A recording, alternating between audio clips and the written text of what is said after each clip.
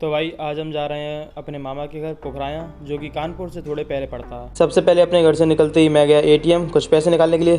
पैसे तो निकले नहीं एटीएम से, लेकिन 2 मिनट जो एसी की ठंडी हवा खाई भाई, वाह वाह वाह, आनंद आ गया। और फिर मैं आया एटीएम से बाहर और मैंने पकड़ी टेम्पो और बिना पैसे निकाले निकल गया मैं स्टेशन के लिए। और फिर स्टेशन पहुंचते ही मैंने देखा कि टिकट काउंटर पर ज़्यादा भीड़ नहीं है, इसलिए मैंने टिकट ले लिया। क्योंकि मेरा प्लान अचानक से बना था, इसलिए मेरा रिजर्वेशन नहीं हुआ, इसलिए मुझे जनरल का टिकट ही लेना पड़ा। और फिर थोड़ी देर अपने प्लेटफॉर्म पर खड़े होकर मैंने गाड़ी का इंतजार किया। और भाई सही बता रहा हूँ, गर्मी इतनी ज़्यादा पड़ रही थी ना कि कहाँ से पसीना निकल रहा था, मैं बता भी नहीं सकता। फिर कुछ देर बाद आ गई मेरी ट्रेन, जिसमें मुझे बैठकर जाना था। अब मैं ट्रेन में फटाफट से जाकर चढ़ गया और मस्त साइड वाली सिंगल सीट में अपना कब्जा टांस दिया और मस्त होकर बैठ गया और फटाफट से अपना चार्जर निकाला और बोर्ड में लगा दिया। अब कोई दिक्कत नहीं थी भाई, मिशन अकॉम्प्लिश। फिर थोड़ी देर बाद मुझे देखे ये फूले वाले भैया, और ट्रेन के बाहर देखा तो मेरे को देखा ये माय फेवरेट समोसा।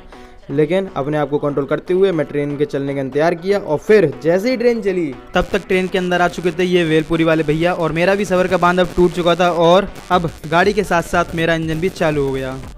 ये सब खाते पीते आ गया स्टेशन झांसी। फिर थोड़ी बहुत जो कसर रह गई थी भीड़ होने में, भाई बची हुई कसर यहाँ पर पूरी हो गई। और यहाँ सही बता रहा हूँ, इतनी भीड़ थी ना कि लोगों को बस नहीं चल रहा था कि लिटरली आकर गोदी में बैठ जाते। फिर मैंने थोड़ी देर देखे बाहर के नज़ारे और फिर मैंने खाए समोसे। भाई मैं सही बता रहा हूँ, मैं खाना नहीं चाहता था, लेकिन अब भाई समझ सकते हो कि ट्रेन के अंदर भैया समोसा लेकर के आ चुके थे और मेरी मजबूरी फंस गई, इसलिए मैंने समोसे खा लिए। फिर थोड़ी देर बाद आ गया स्टेशन कालपी। जैसे ही हमने स्टेशन को पार किया आ गई यमुना नदी। इसकी मान्यता यह है कि लोग इसमें 1, 2, 5 के सिक्के डालते हैं और अपनी मनोकामनाओं को मांगते हैं और उनकी मनोकामनाएं पूरी भी होती हैं। इसलिए मैंने भी इसमें डाल दिया। लेकिन भाई मैंने 10 का सिक्का इसमें इसलिए नहीं डाला कि मेरे पास पैसा ज़्यादा, मैंने इसमें 10 का सिक्का इसलिए डाला कि हो सकता है कि शायद मेरी मनोकामना यहाँ पर जल्दी पूरी हो जाए।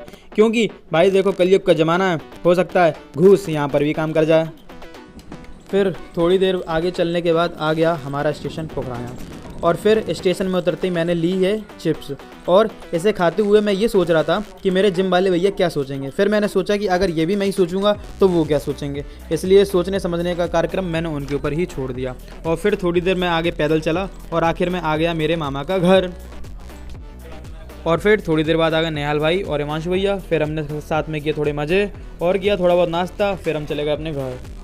फिर अगले दिन जो मुझे काम था मैंने उसे ख़त्म किया और आ गया अपने मामा के साथ स्टेशन वापस। मैंने लिया टिकट, लेकिन इस बार ट्रेन के अंदर बिल्कुल भी भीड़ नहीं थी। ऐसा लग रहा था कि जैसे मैं रिजर्वेशन में हूँ। और कुछ लोग तो भाई इतने मज़े से सोने में लगे थे जिनका क्या ही कहना। फिर थोड़ी देर से आ गया स्टेशन झांसी, तो मेरे को लगी थी थोड़ी सी भूख, तो मैंने भी करी अपनी थोड़ी पेट पूजा। और फिर मैंने लौटते समय भी खाए समोसे, एज़ ऑलवेज माई फेवरेट। और फिर आखिरी में आ गया मैं अपने घर वापस।